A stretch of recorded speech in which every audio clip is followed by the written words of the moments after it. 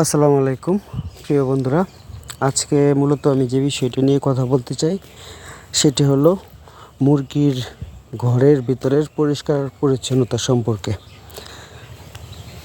যে কোনো মুরগি, লেয়ার হোক, ফার্মি হোক বা দেশি মুরগি পালন করলে আপনার ঘর দুয়ার পরিষ্কার রাখতে হবে।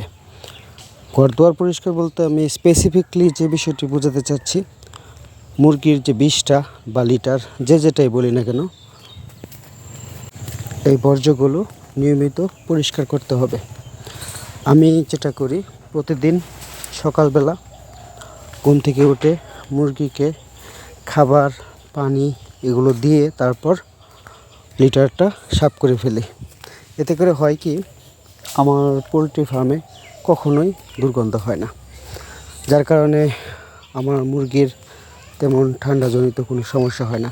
মূলত আপনার ঠান্ডাটা লাগেই হলো গিয়ে অতিরিক্ত গ্যাস হয় ওই লিটার বা বজ্র থেকে, পায়খানা থেকে গ্যাস হয়ে তারপরে মুরগির ঠান্ডা লাগে। তো এই জিনিসটা আপনার মুরগি পাললে ভালো মতো খেয়াল করতে হবে। আমি ব্যক্তিগতভাবে চেষ্টা করি সাধ্য অনুযায়ী যতটুকু সম্ভব পরিষ্কার পরিচ্ছন্ন থাকতে এবং রাখতে।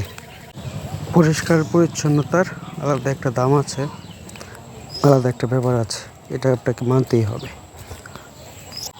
তেমন কোনো কষ্টের কাজ না।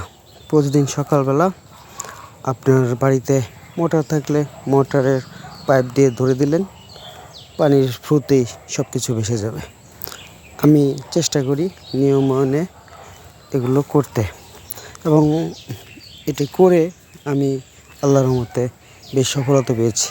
আমার খুব বেশি মুরগি আছে তা না, শখানিক মুরগি আছে, কিন্তু আমি রেগুলার ডিম পাচ্ছি, এবং আমার মুরগিরকে বাড়তি কোনো ঠান্ডার ওষুধ বা অন্য কোনো ওষুধ খাওয়াতে হয় না। এটাই তো অনেক কিছু। পরিষ্কার পরিচ্ছন্ন রাখুন, গুছানো রাখুন ফার্ম। ধন্যবাদ।